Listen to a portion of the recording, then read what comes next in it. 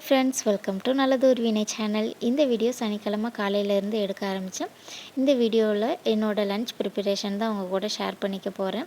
So காலையிலேயே எந்திரிச்சு ஃப்ரெஷ்ஷாகி பாப்பாவுக்குமே பாலாற்றி கொடுத்துட்டு அதுக்கப்புறமா தான் கீழே வந்தேன். நாங்கள் கீழே வரும்போதே அம்மா வெங்காயம்லாம் உரித்து வச்சிட்டு இருந்தாங்க. ஸோ அப்போ உரிக்கிறது ஒரு 2 நாளைக்கிட்ட எங்களுக்கு சரியாக இருக்கும். அவசரத்துக்கு டக்குன்னு எடுத்து சமைச்சிக்கலாம் இல்லையா, அதுக்காகத்தான். அதுக்கு மேலெலாம் வைக்க மாட்டோம். நான் பார்த்தீங்கன்னா நேற்று ஈவினிங்லேருந்து ஏதோ ஸ்நாக்ஸாக சாப்பிட்ட மாதிரியே இருந்தது. அதனால் காலையில் லைட்டாக உறுத்திக்கிட்டே இருந்தது. அதனால் இன்றைக்கி சிம்பிளாக பிரேக்ஃபாஸ்ட்டை முடிச்சிக்கலாம் ஹெல்த்தியாக அப்படின்னு சொல்லிட்டு தேங்காய் பால் சேர்த்து செய்யக்கூடிய ஆப்பிள் ஜூஸ் தான் செஞ்சு குடிக்க போகிறேன். ஸோ தேங்காய் பால் இதுக்கு முன்னாடியே கொஞ்சமாக எடுத்து வச்சுட்டேன். முதல் பால் 2வது பால் ரெண்டுமே கலந்து எடுத்து வச்சுட்டேன். அதுக்கப்புறமா ஆப்பிளை தோல் சீவி குட்டி குட்டியாக கட் பண்ணி ஜாரில் சேர்த்துட்டு கொஞ்சமாக மட்டும் தேங்காய் பால் ஊற்றி நல்லா அரைச்சி அதுக்கப்புறம் மீதி இருக்கிற தேங்காய் பால் கூட நல்லா மிக்ஸ் பண்ணிவிட்டு ஜம்முன்னு குடித்தாச்சு.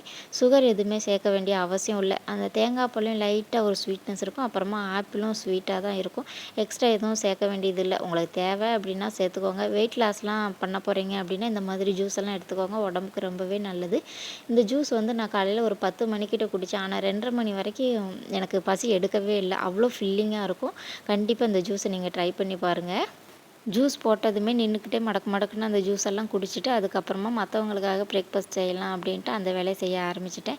நாங்கள் வர்றதுக்கு முன்னாடி அம்மாவே தேங்காய் சட்னி வச்சுருந்தாங்க. நேற்று உள்ள மாவு இருந்தது. அதில் கொஞ்சமாக சோடா உப்பு மட்டும் போட்டு மிக்ஸ் பண்ணி இட்லி ஊற்றி வச்சுட்டேன். அப்புறமா கொஞ்சம் குப்பை தொட்டிலாம் விளக்குறதுக்காக அம்மா தண்ணி ஊற்றி ஊற வச்சுருந்தாங்க. ஸோ அவங்க பாப்பாவை பார்த்துக்கிட்டு இருக்காங்க. இட்லி வெந்துட்டு தான் இருக்குது, சும்மா தான் இருக்கும் அப்படின்னு சொல்லிட்டு நம்மளே அதை கழுவிடலாம் அப்படின்ட்டு கடகடன்னு 3யுமே கழுவி நல்லா சுத்தப்படுத்திட்டு வெளியில் கொஞ்சம் நல்ல வெயில் அடிச்சுது. அதனால் வெளியில் வச்சு நல்லா காய வச்சு எடுத்துட்டேன். இதெல்லாம் வாஷ் பண்ணி வர்றதுக்குள்ளே இட்லியுமே வெந்துடுச்சு. அதுக்கப்புறமா இட்லியும் தேங்காய் சட்னியும் வச்சு அப்பாவுக்கும் பாட்டிக்கும் சாப்பாடு கொடுத்துட்டேன். பாப்பா கோதுமை தோசை தான் வேணும் அப்படின்னு சொன்னால் அவளுக்கு ஒரு கோதுமை தோசை ஊற்றி கொடுத்தேன். அவங்க பாட்டி அவளுக்கு ஊட்டி விட்டுட்டு இருக்காங்க. மேடம் இப்போல்லாம் வீட்டுக்குள்ளே சாப்பிட்றதே கிடையாது. வெளியில் தெருவில் அங்கிட்ட இங்கிட்ட ஓடிக்கிட்டு தான் சாப்பிட்றா. எப்படியாவது சாப்பிட்டா போதும் அப்படின்னு சொல்லிட்டு அவங்கக்கிட்ட கொடுத்துட்டு அவங்க ஊட்டிகிட்டு இருக்காங்க.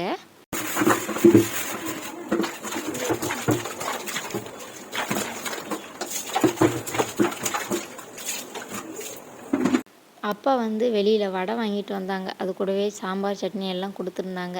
அதையுமே வச்சு அவங்களுக்கு சாப்பிட கொடுத்துட்டேன். வீட்டுக்காரர் தோசை வேணும் அப்படின்னு சொன்னாங்க. அதனால் அவங்களுக்கு தோசை ஊற்றிக்கிட்டு இருந்தேன். லாஸ்ட்டாக ஒரு பொடி தோசை செஞ்சு கொடு அப்படின்னாங்க. அதையுமே ஊற்றி கொடுத்துட்டேன். அவங்களுமே சாப்பிட்டு முடிச்சிட்டாங்க. எல்லாம் சாப்பிட்டு முடித்ததும் குப்பை தொட்டியுமே வெயிலில் நல்லா காஞ்சி வந்துருச்சு. அதையுமே எடுத்து குப்பையெல்லாம் கொட்டி ஓரமாக வச்சாச்சு.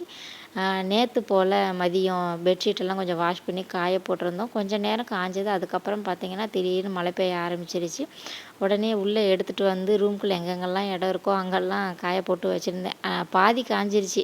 அப்படியே மடித்து வச்சா ஒரு மாதிரி ஸ்மெல் வரும் அப்படின்ட்டு அப்படியே தான் போட்டிருந்தேன். இன்றைக்கி காலையில் எந்திரிச்சதுமே வெயிலில் பார்த்ததும் பல்லு கூட விளக்காமல் போய் பெட்ஷீட்டை தான் வெயிலில் போட்டு வந்திருந்தேன். எல்லோரும் சாப்பிட்டதுக்கப்புறம் மறுபடியும் லைட்டாக அப்படியே மேகமூட்டமாக ஆனது.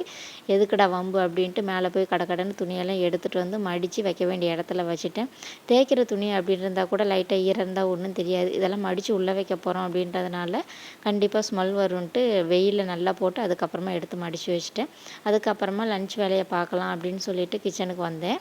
காலையில் சாப்பிடும்போது சமையலுக்கு யூஸ் பண்ண பாத்திரங்கள்லாம் அங்கங்கே இருந்தது. அதெல்லாம் எடுத்து ஓரமாக வச்சுட்டு அடுப்பையும் கவுண்டர் டாப்பையும் லைட்டாக தட்டி விட்டுட்டு சமையல் ரெடி பண்ணிடலாம் அப்படின்னு சொல்லிட்டு ஃப்ரிட்ஜுக்கிட்ட என்னென்ன காய்கறி வேணுமோ அதெல்லாம் எடுத்து வச்சுட்டேன். ஆக்சுவலி அம்மா காலையிலே நல்லா ஃப்ரெஷ்ஷாக சூப்பராக கீரை வாங்கி வச்சுருந்தாங்க. ஆனால் இன்றைக்கி எனக்கு கீரையோ சாம்பாரோ சாப்பிட்ற மூடு சத்தியமாக இல்லை. ஏதாவது பிரியாணி போல் 1 பாட் ரைஸ் சாப்பிட்ணும் அப்படின்னு ஆசையாக இருந்தது. அதனால் கீரை இருக்கட்டும் அப்படின்ட்டு அதை வச்சுட்டேன். இன்றைக்கி லன்ச்சுக்கு நான் என்ன பண்ண போகிறேன் அப்படின்னா வெஜிடபிள் பிரியாணி அப்புறமா வெஜ் சால்னா தான் பண்ண போகிறேன். நான் நைட்டே என்ன பண்ண போகிறேன் அப்படின்னு யோசிச்சுட்டேன். ஆனால் அம்மா காலையில் கீரை வாங்கி வச்சுட்டாங்க. ஸோ அதுக்கு இஞ்சி பூண்டு பேஸ்ட் தேவைப்படுமே அப்படின்னு கடகடன்னு இஞ்சியும் பூண்டையும் க்ளீன் பண்ணி அரைச்சி வச்சுட்டேன். பாப்பாவுக்கு மட்டும் கீரை சாதம் கொடுக்கலாம் ஃப்ரெஷ்ஷாக அப்படின்னு சொல்லிட்டு அவளுக்கு தேவையான அரிசியும் பருப்பு மட்டும் நல்லா வாஷ் பண்ணி தண்ணி ஊற்றி ஊற வச்சுட்டேன். அதுக்கப்புறமா காய்கறி சாதத்துக்கு தேவையான காய்கறி எல்லாமே தோல் சீவி அதையுமே கட் பண்ணிகிட்டு இருந்தேன். வீட்டுக்கு திடீர்னு கெஸ்ட்டு வந்துட்டாங்க. ஸோ அந்த வேலையெல்லாம் அப்படியே ஓரமாக வச்சுட்டு அவங்களுக்கு நல்லா சூடாக ஜம்முன்னு காஃபியை போட்டு கொடுத்துட்டு அவங்க கூட கொஞ்சம் நேரம் பேசிட்டு அவங்க போனதுக்கு அப்புறமா லன்ச் வேலையை மறுபடியும் கண்டினியூ பண்ண ஆரம்பிச்சிட்டேன். காய்கறி கட் பண்ணும்போதே மணி பார்த்திங்கன்னா ஒரு 12:45 கிட்ட ஆகிட்டு எங்கள் பாட்டி பார்த்தீங்கன்னா ஹார்லிக்ஸ் கலக்கி வைக்கும்போது கரெக்டாக எடுத்து குடிக்க மாட்டாங்க. என்னைக்கு வைக்க லேட் ஆகுதோ அன்னைக்கு ஹார்லிக்ஸ் கலக்கி வைக்கலையா, ஹார்லிக்ஸ் கலக்கி வைக்கலையா அப்படின்னு கேட்டுக்கிட்டே இருப்பாங்க. முதல்ல ஹார்லிக்ஸை கலக்கி வச்சிடணும் அப்படின்னு சொல்லிட்டு அடுப்பில் சுடு தண்ணி வச்சுட்டு காய்கறியெல்லாம் கட் பண்ணலாம் அப்படின்னு வெங்காயம் மட்டும் கட் பண்ணேன். தண்ணியும் சூடாயிருச்சு. அதுக்கப்புறமா பாட்டிக்கும் அம்மாவுக்கும் ஹார்லிக்ஸும் சத்துமாவும் கலக்கி அவங்க ஓரத்தில் வச்சுட்டு அதுக்கப்புறமா வந்து மீதி வேலையை கண்டினியூ பண்ண ஆரம்பிச்சிட்டேன். ஸோ சுடு தண்ணி வச்சேன் இல்லையா, அதில் கொஞ்சம் எக்ஸ்ட்ரா தண்ணி ஊற்றி பிரியாணி அப்புறமா சால்னா ரெண்டுக்குமே மீல் மேக்கர் சேர்க்கலாம் அப்படின்ட்டு அதையுமே தண்ணியில் போட்டு கொஞ்சம் நேரம் ஊற வச்சுட்டேன். நல்லா ஊறி வந்துடும் அப்படின்னு சொல்லிட்டு அதுக்கப்புறமா கடகடன்னு க்ளீன் பண்ணி வச்சுருக்கிற காய்கறி எல்லாம் கட் பண்ணி ஒரு தட்டில் எடுத்துக்கிட்டேன். இப்போது பிரியாணி தாளித்து விட்டுறலாம். அதுக்கு ஸ்டவ்வில் ஒரு குக்கர் வச்சுருக்கேன். இதில் கொஞ்சமாக எண்ணெய் மட்டும் சேர்த்துருக்கேன். நீங்கள் நெய் வேணாலும் சேர்த்துக்கோங்க. அதில் பட்டை, கிராம்பு, ஏலக்காய்லாம் சேர்த்து நல்லா பொரிஞ்சதுக்கு அப்புறமா 2 வெங்காயம் 2 பச்சை மிளகாய் சேர்த்து நல்லா வதக்கி விட்டுட்டு 3 தக்காளி ஒரு 1½ ஸ்பூன் அளவுக்கு இஞ்சி பூண்டு பேஸ்ட்டு சேர்த்து நல்லா வதக்கி விட்டுறலாம். அது கூடவே ஒரு கைப்பிடி அளவுக்கு புதினா, கொத்தமல்லி 2மே சேர்த்து ஒரு கைப்பிடி அளவு தான் எடுத்திருக்கேன். ஸோ அதையும் சேர்த்து நல்லா மிக்ஸ் பண்ணி விட்டுறலாம். இஞ்சி பூண்டோட பச்சை வாசனை எல்லாம் போய் தக்காளி நல்லா மசிஞ்சு வந்ததுக்கு அப்புறமா பிரியாணிக்கு தேவையான மசாலா நான் வந்து மிளகாய்த்தூள், மஞ்சள் தூள், மல்லித்தூள் அப்புறமா 1 ஸ்பூன் அளவுக்கு பிரியாணி மசாலா சேர்த்துருக்கேன். ஸோ இதெல்லாம் சேர்த்து நல்லா மிக்ஸ் பண்ணி விட்டுறலாம். மசாலாவோட பச்சை வாசனை எல்லாம் போனதுக்கு அப்புறமா நம்ம கட் பண்ணி வச்சுருக்கிற காய்கறி நான் வந்து கேரட், பீன்ஸ், உருளைக்கிழங்கு அப்புறமா மீல் மேக்கர் சுடு தண்ணியில் போட்டு வச்சுருந்தேன் இல்லையா, அதை மறுபடியும் பச்சை தண்ணியில் போட்டு நல்லா புழிஞ்சிட்டு தண்ணி இல்லாமல் சேர்த்துருக்கேன். அந்த மாதிரி சேர்த்தா தான் அந்த மீல் மேக்கர் சாப்பிடும்போது ஸ்மெல் எதுவுமே வராமல் இருக்கும். காயை சேர்த்து ஒரு பரட்டி விட்டுட்டு காய்க்கு தேவையான அளவு உப்பு சேர்த்து நல்லா மிக்ஸ் பண்ணி விட்டுறலாம். காய் கொஞ்சம் நேரம் எண்ணெயிலே வதங்கினதுக்கு அப்புறமா கொஞ்சமாக மட்டும் தண்ணி சேர்த்து அந்த காயை வேக வச்சு எடுத்துக்கலாம். நான் வந்து விசில் விடலை, தம் போட்டு தான் வைக்க போகிறேன் அப்படின்றதுனால கொஞ்சமாக மட்டும் தண்ணி சேர்த்து வேக விட்டுக்கிறேன். அது வெந்துட்டுருக்கிற கேப்லேயே கீழே உட்காந்து பாப்பாவுக்கு தேவையான கீரையை மட்டுமே கொஞ்சமாக மட்டும் கை பார்த்து அதை கட் பண்ணி எடுத்துகிட்டு வந்துட்டேன். அதுக்கப்புறமா அதை வாஷ் பண்ணி அதையுமே ஒரு குக்கரில் சேர்த்துட்டு ஊற வச்சுருந்த அரிசி பருப்பு அப்புறமா கொஞ்சமாக பூண்டு, வெங்காயம், உப்பு, மஞ்சள் தூள் எல்லாமே சேர்த்து வேக வச்சு எடுத்துக்கிட்டேன். இதோட டீட்டெயில் ரெசிபி வந்து நான் ஷேர் பண்ணியிருக்கேன் ஆல்ரெடி. அதோட லிங்க் வேணால் கீழே கொடுக்குறேன், வேணும்னா செக் பண்ணி பாருங்கள். ஷார்ட்ஸ் வீடியோலையும் போட்டிருக்கேன், மெயின் வீடியோவும் போட்டிருக்கேன். அதை இன்னொரு அடுப்பில் வச்சுட்டு அதுக்கப்புறம் பார்த்திங்கன்னா காயிலையுமே தண்ணியெல்லாம் வற்றி நல்லாவே வெந்து வந்துருச்சு. அப்பப்போ காயை மிக்ஸ் பண்ணிக்கிட்டு வெஜ் சால்னாவுக்கு தேவையான காய்கறியுமே கட் பண்ணி எடுத்துக்கிட்டேன். நான் ஒரு 2 டம்ளர் அளவுக்கு சீரக சம்பா அரிசியை வந்து பிரியாணி தாளித்து விடும்போதே நல்லா வாஷ் பண்ணி ஊற வச்சுருந்தேன். அது ஒரு கிட்டத்தட்ட ஒரு அரை மணி நேரம் கிட்ட ஊறி இருக்கும். அதை தண்ணியெல்லாம் வடிச்சிட்டு காய்கறியோடு சேர்த்து நல்லா மிக்ஸ் பண்ணி விட்டுட்டு 1க்கு 2 அந்த ரேஷியோவில் 4 டம்ளர் அளவுக்கு தண்ணி சேர்த்துக்கிட்டேன். தம் போடுறேன் அப்படின்றதுனால சீரக சம்பா அரிசிக்கு 2 டம்ளர் தண்ணி சேர்த்துக்கிட்டேன். நீங்கள் விசில் வைக்க போகிறீங்க அப்படின்னா 1, 1 1/4 அந்த அளவுக்கு வச்சாலே போதும் 1 டம்ளர் அரிசிக்கு. ஸோ சேர்த்து நல்லா மிக்ஸ் பண்ணிவிட்டு உப்பு காரம்லாம் செக் பண்ணிவிட்டு தேவைன்னா கொஞ்சமாக சேர்த்துக்கலாம். நான் கொஞ்சமாக உப்பு அப்புறமா லெமன் ஜூஸ் மட்டும் சேர்த்துக்கிட்டேன். தயிர் சேர்க்கலை. வீட்டில் பார்த்தீங்கன்னா தயிர் இல்லை. நீங்கள் தயிர் சேர்க்குறீங்க அப்படின்னா காய்கறி வதக்கும் போது கொஞ்சமாக சேர்த்துக்கோங்க. எப்போயாவது 1 பாட் ரைஸ் மாதிரி பண்ணுறோம் அப்படின்னா அன்றைக்கி பார்த்தீங்கன்னா கிச்சனே ஃப்ரீயாக இருக்கிற மாதிரி தெரியும். அந்த கவுண்டர் டாப்பே எவ்வளோ அழகாக இருக்குதுன்னு பாருங்கள். ஆனால் மற்ற நாள்லாம் சமையல் பண்ணும்போது கூட்டு, பொரியல், ரசம் அப்படின்னு சமைப்போம் பார்த்தீங்களா, அந்த கவுண்டர் டாப் ஃபுல்லாக சட்டி பானையாக இருக்கிற மாதிரி தெரியும். பிரியாணி வெந்துட்டு இருக்கும்போதே அந்த காய்கறி சால்னாவுக்கு தேவையான மசாலா ரெடி பண்ணிடலாம் அப்படின்னு சொல்லிட்டு இஞ்சி பூண்டு பேஸ்ட் ஆல்ரெடி அரைச்சி வச்சுருந்தேன் இல்லையா, அந்த ஜார்லேயே பட்டை, கிராம்பு, ஏலக்காய், சோம்பு, ஜீரகம் அப்புறமா கொஞ்சமாக மிளகு, 1 ஸ்பூன் பொட்டுக்கடலை, நிலக்கடலை, கொஞ்சமாக தேங்காய் மட்டும் சேர்த்து தண்ணி ஊற்றி நல்லா அரைச்சி எடுத்துக்கலாம். இது எடுக்கும் போதே தாளிப்புக்கு தேவையான பட்டை, கிராம்பும் எடுத்து வச்சுக்கிட்டேன். கிராம்பு நீங்கள் அரைக்கும் போது 1 மட்டும் சேர்த்தா போதும். ரொம்ப சேர்த்திங்க அப்படின்னா ஸ்மெல் வந்து ஹெவியாக இருக்கிற மாதிரி இருக்கும். சாப்பிட்றதுக்கு அவ்வளோ ஒன்றும் நல்லா இருக்காது. ஆனால் அதை மட்டும் கம்மியாக சேர்த்துக்கோங்க. ஸோ அது அரைச்சி ரெடி பண்ணி வைக்கிறதுக்குள்ளே அரிசியும் தண்ணியும் சம அளவு வந்தது. அதையுமே சமப்படுத்திட்டு இன்னொரு அடுப்பில் தோசைக்கல் சூடுபடுத்தி வச்சுருந்தேன். அதில் தூக்கி ஒரு 20 நிமிஷம் மட்டும் சிம்மில் வச்சுட்டு நல்லா தம் போட்டு பிரியாணி நல்லா ரெடியாகி வந்துடும்.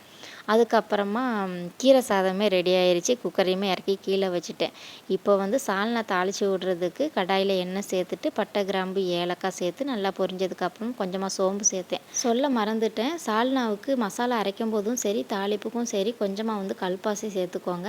அப்போ தான் டேஸ்ட் இன்னுமே நல்லாயிருக்கும். ஸோ இந்த நம்ம சேர்த்துருக்கக்கூடிய ஸ்பைசஸ் எல்லாம் பொரிஞ்சு வந்ததுக்கு அப்புறமா வெங்காயம் சேர்த்து வதக்கிட்டு தக்காளி அப்புறமா புதினா, இஞ்சி பூண்டு பேஸ்ட்டு, உப்பு இதெல்லாம் சேர்த்து நல்லா வதங்கினதுக்கு அப்புறமா சால்னாவுக்கு தேவையான மசாலாவும் சேர்த்து அதையுமே பச்சை வாடை போகிற அளவு வதக்கிட்டு கட் பண்ணி வச்சுருக்கிற காய்கறி எல்லாம் சேர்த்து ஒரு 2-3 நிமிஷம் எண்ணெயிலே நல்லா வதக்கி விட்டுக்கலாம்.